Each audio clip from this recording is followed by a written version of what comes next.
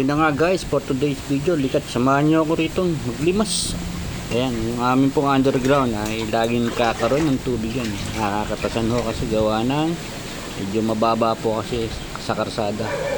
So tumaas ang ilog ay ganyan ang sitwasyon namin dito. So ayan guys, kailangan natin limasin para matuyo yung tubig. Ito nga guys, nagsisimula na akong maglimas. Para akong naglilimas ng balon, umaasang may mahuling isda, wala naman. Sabi ko nga sa inyo guys, taon-taon ganito ang aming sitwasyon, basta lumaki po ang tubig. May pagkakataon naman guys na hindi. Ayan. Ito po ay gumamit na lang tayo ng timba para agad na matuyo ang aming underground. So music, pasok po.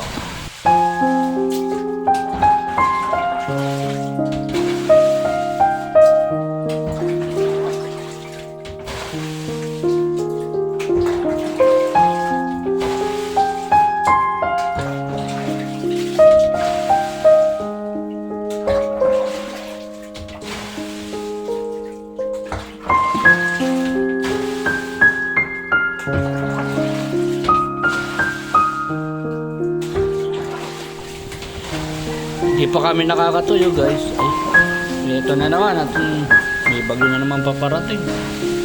So ito po ay dinadanas namin pagka panay ang ulan at natatapat sa high tide. So halos isang linggo pong high tide dito sa bayan ng Hagonoy. Kaya ganyan po ang resulta ng aming ginanas. Nabahaho kami halos na isang linggo at kumisan kailangan namin maglunoy para bumili ng buhayan sa labas. Sa awa naman ng Diyos, buhay pa rin.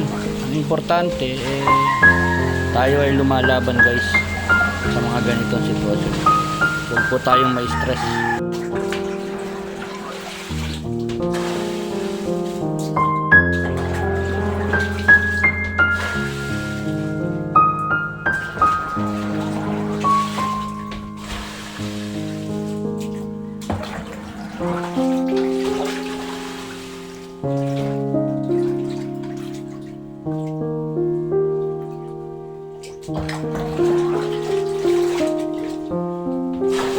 Kaya kumisan po guys, kayo naman maingay gawa ng alam nyo na, tayo may edad na.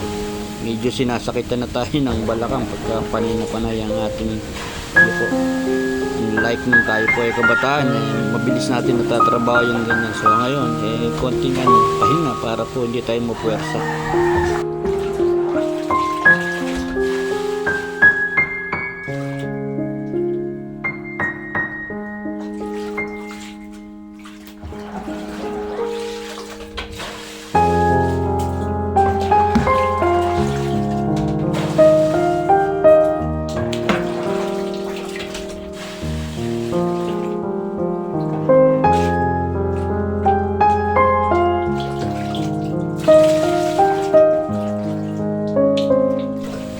Kung tutuusin guys, kami po ay maswerte pa. Unlike po ng mga nasa ibabang Hagonoy na halos hanggang lego, hanggang dibdib nila yung tubig. So, ganun po ang araw-araw ng buhay nila. Kami po ay ganito lang naman at yung aming underground lang naman ang medyo inabot at saka yung kusina. So tayo po ay nakakakilos pa ng maayos. Hindi gagaya ng ating ibang kababayan na nasa ibang lugar. Talaga pong hirap sila, labis na hirap. Gawa nga po ng sanlinggong high tide at ilang bagyo po yung nagdaan na yan na nagdala ng malalakas na ulan.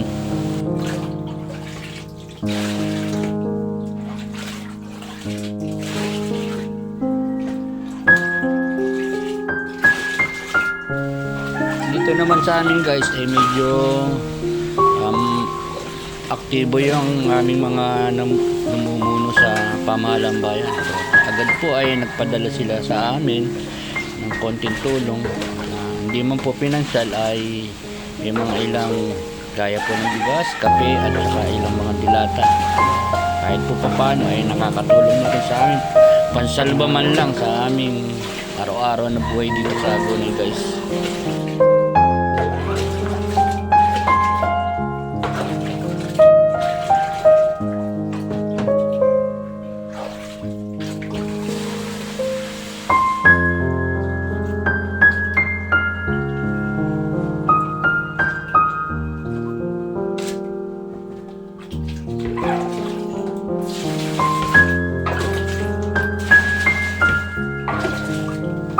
pa man guys ay naabot na rin po namin ng bahang malalaki, pero after po ng isang araw, 2 araw ay medyo tuyo na. Gawa nga po nung hindi pa ganito ang panahon. Ngayon kasi ay nag-iba na, gawa ng tinatawag na natin climate change. Labis na, kahit po walang ulan, walang bagyo, pag po na high tide eh, talaga nagkakaroon ng pagbaha dito sa bayan ng Sangguniang.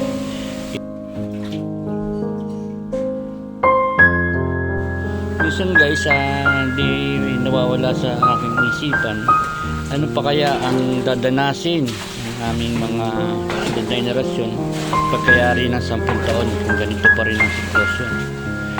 Talagang medyo mahihirapan na po siguro sila, gawa na talagang bumababa na o lagi nang nagbabaha dito sa kami nga po ay swerte pat gawa ng nasa mataas na lugar kami kukumpara mo sa ibang aming kababayan. Ito na po ata yung pinakamataas na lugar dito sa Aguno, pero ayan, ganito ang sitwasyon, inaabot pa rin kami sapagka sobrang lakas ng ulan at panay po. Nagkasunod-sunod pa nga po ang high tide.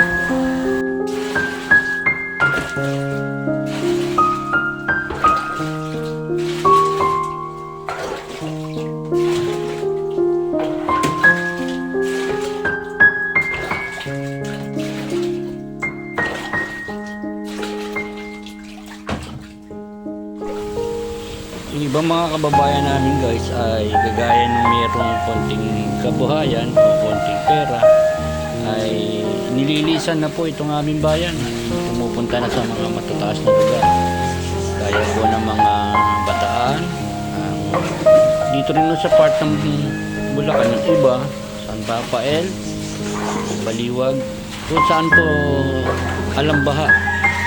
Gawa nga po ng labi silang nahihirapan sa araw-araw nilang pamumuhay pagka nagkasunod-sunod ang high tide.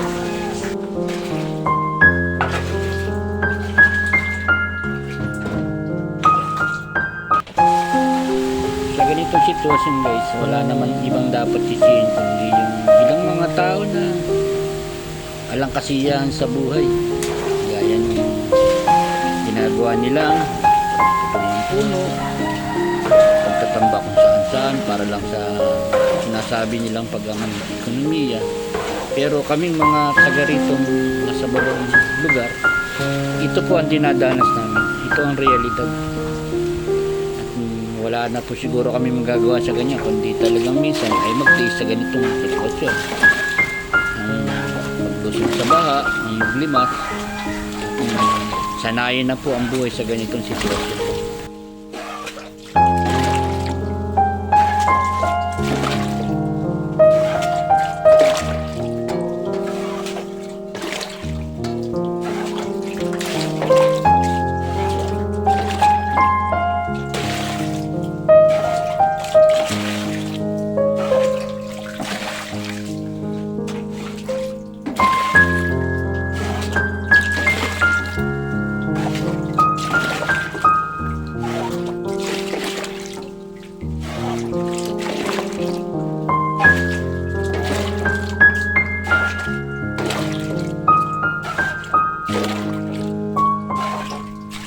Sa totoo lang guys, bawat salin ko ng tubig dyan sa balde na yan ay naiisip ko, paano nga ba? Ganito na lang ba talaga habang panahon ang dadanasin namin? Wala na ba talaga solusyon ang pagbaha dito sa Aguno? Ilan na po ang naupo, ilan na rin ang sumubok, pero ganito pa rin, mas lumalala pa po ang sitwasyon namin dito sa aming bayan.